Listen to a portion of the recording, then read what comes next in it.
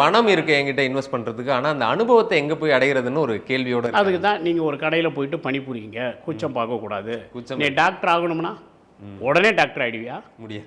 LKG யூகேஜியில் சேர்ந்து MBBS ஒன்றாவதுக்கு போய் +2 முடித்து அதுக்கப்புறம் அந்த +2 மார்க் நல்லா எடுத்திருந்தீங்கன்னா அடுத்து மெடிக்கல் ஷீட்டு வாங்கி அதுக்கப்புறம் படித்து டாக்டருக்கு படித்து அதுக்கு மேலே படிப்பு இருக்குது. எம்எஸ்னா ஆப்ரேஷன் பண்ணுறதுக்கு ஒரு படிப்பு இருக்குது.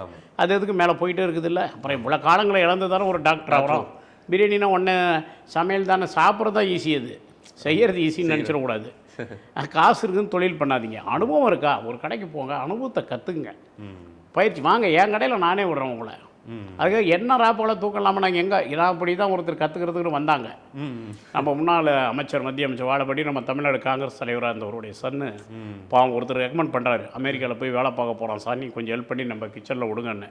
அவர் அங்கேருந்து என்ன கேட்குறாரு, எனக்கு படுக்கிறதுக்கெலாம் என்ன வசதி பண்ணி தருவீங்கன்னு. இந்த வசதி பார்க்குறீங்க, என்றைக்குமே கற்றுக்க முடியாது. கஷ்டப்பட வரவங்க முன்ன எப்படி தூங்குவோம், என்ன சாப்பாடு கொடுப்பீங்க நம்மக்கிட்ட கேட்டால் நம்ம என்ன சொல்கிறது?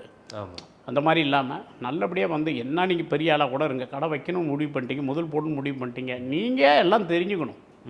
பிரியாணியும் போட தெரிஞ்சுக்கணும். ஒரு உணவு முதலாளியாக இருக்கிறவர் அது ஒரு அப்போ தான் மற்ற தொழிலாளிங்களுக்கு வேலை வாங்குற அவரால் வாங்க முடியும். யார் வச்சோம் ஒரு பிளேட் அடிக்க தெரியணும்.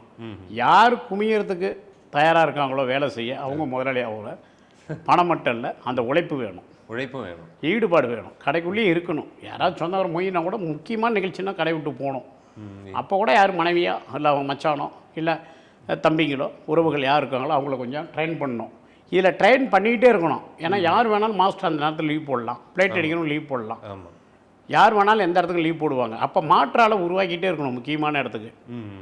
ஒரு டேபிள் தொடங்கி யார் வேணாலும் தொடச்சி ஒரு சமையல் அப்படி எல்லோரும் பண்ணிட முடியும். அப்போ இந்த மாதம் லீவ்னா அப்போ இன்னொரு ஆள் வேணும்.